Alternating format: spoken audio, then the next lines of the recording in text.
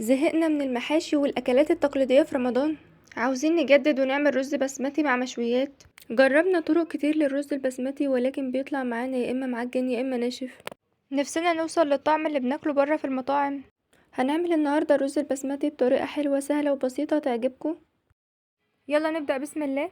أول وأهم حاجة هو اختيار نوع الرز البسمتي. هنختار الحباية العريضة اللي لونها ذهبي.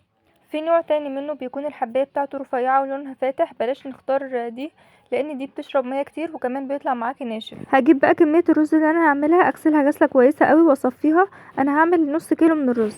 كل كوباية من الرز بنحط عليها كوبايتين من المية، يعني النص كيلو ده هحط عليه لتر من المية.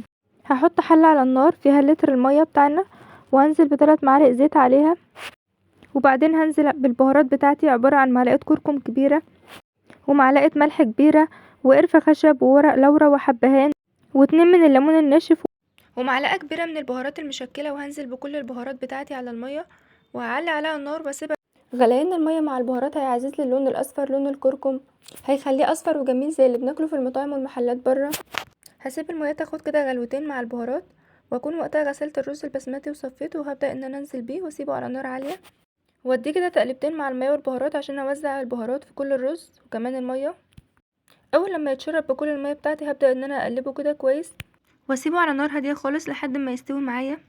خلال دقايق على النار هيكون جاهز معايا، ما بياخدش اي وقت في التسوية. طالع معايا مفلفل وجميل وكمان باللون الاصفر الكهرمان. مفيش اي عزومة ولا سفرة حلوة في رمضان بتخلى من الطبق الجميل ده.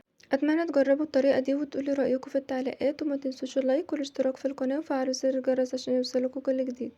كل سنة وانتم طيبين ورمضان كريم.